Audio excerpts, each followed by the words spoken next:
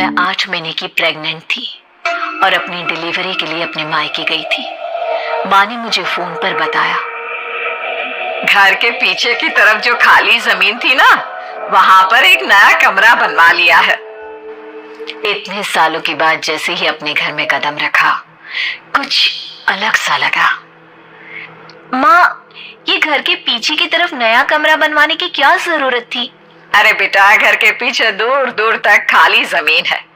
तेरे पापा को कई दिनों से लग रहा था कि यहाँ पर एक कमरा बनवा लेंगे तो ताजा हवा मिल जाया करेगी। अब तो ये सब छोड़ और चल जल्दी से दूध पी ले। माँ, मैं थोड़ी देर में पी लूंगी, आप सो जाओ। मैंने दूध का गिलास उठाकर उस खिड़की में रख दिया। पता नहीं कब आंख लगी, अचानक से खिड़की के पल्लों के खड़कने की तेज आवाज आई। दूध का गिलास धड़ाम से जमीन पर आ गिरा। जमीन पर गिरते ही दूध का रंग लाल हो चुका था। मैंने खिड़की से झांक कर बाहर देखा। चारों तरफ धूप अंधेरा था। उस अंधेरे की तरफ से कुछ आवाजें आ रही थी, जैसे छोटे बच्चे आपस में खिलखिलाकर मस्ती कर रहे हो।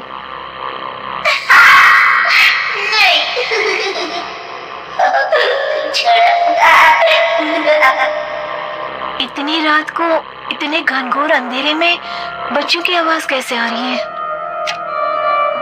घड़ी में वक्त देखा तो ठीक 12 बजे थे। देखकर मैं सन्न रह गई। बुरी आत्मा और भूतों की कई कहानियां मैं सुन चुकी थी। वक्त भी कुछ ऐसा ही था।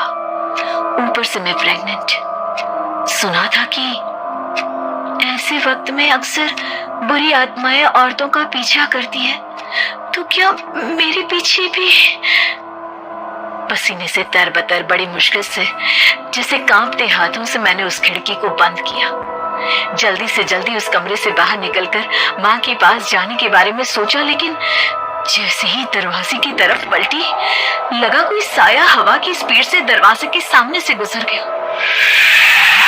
मेरे गले में अटक कर रह गई। मैं जोर से चीख कर माँ को बुलाना चाहती थी, लेकिन वो आवाज खुद मेरे कानों तक नहीं पहुंच पा रही थी। तो माँ तक कैसे पहुंचती? खिड़की के पल्ले एक बार फिर तेज हवा के झटके से धड़ाम करके गिर गया और पूरी ताकत से मैं चीख पड़ी। जानती थी मेरी चीख की आवाज सुनकर कुछ ही सेकंड में माँ वहां पहुंच जाएगी, लेकिन ऐसा कुछ हुआ ही नहीं। मेरा कलेजा डर के मारे फटा जा रहा था। आखिर माँ ने मेरी आवाज क्यों नहीं सुनी? इतनी गहरी नींद में तो माँ कभी नहीं सोती। ठीक पीछे खुली हुई वो खिड़की। मुझ में इतनी ताकत नहीं बची थी कि मैं पलटकर उस तरफ देख भी सकूं।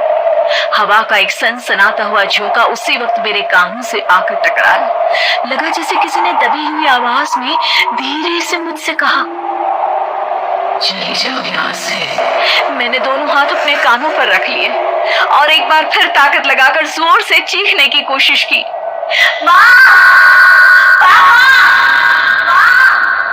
मेरी आवाज उस कमरे की दीवारों से टकराकर वापस मुझे ही सुनाई दे रही थी।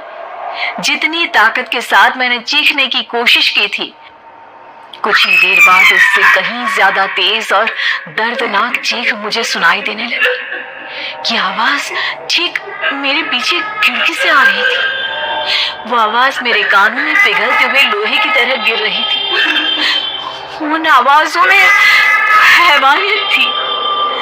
वो आवाजें किसी इंसान की नहीं है, इतना मैं समझ चुकी थी। कांप रहे हाथों से मैंने अंधेरे में कुछ ढूंढने की कोशिश की। तभी अचानक मेरा हाथ बेड पर रखी टॉर्च पर पड़ा। किसी तरह ताकत लगाकर टॉर्च का बटन ऑन किया, लेकिन ये क्या? सामने दरवाजे पर 3 छोटी लड़कियां खड़ी हुई थी। उनके हाथ में स्टील के चमचमाते हुए चाकू थे। मैं घबराकर लड़खड़ाई और पीछे की तरफ हटी, लेकिन तब तक वो मेरे पास आ चुकी थी। उनकी गर्दन टेढ़ी थी और उनके हाथों के वो चाकू मेरे पेट को निशाना बनाने को तैयार। मैं जोर से चीखी, नहीं, छोड़ दो मेरे बच्चे को, मत मारो, मत मारो, छोड़ दो मेरे बच्चे को। सोनाली, क्या हुआ बेटा? तू इतनी डरी हुई क्यों है? उठ बेटा, क्या हुआ? हड़बड़ाकर मैंने अपनी आंखें खोली। देखा तो दिन निकल आया था। माँ मुझे जगा रही थी।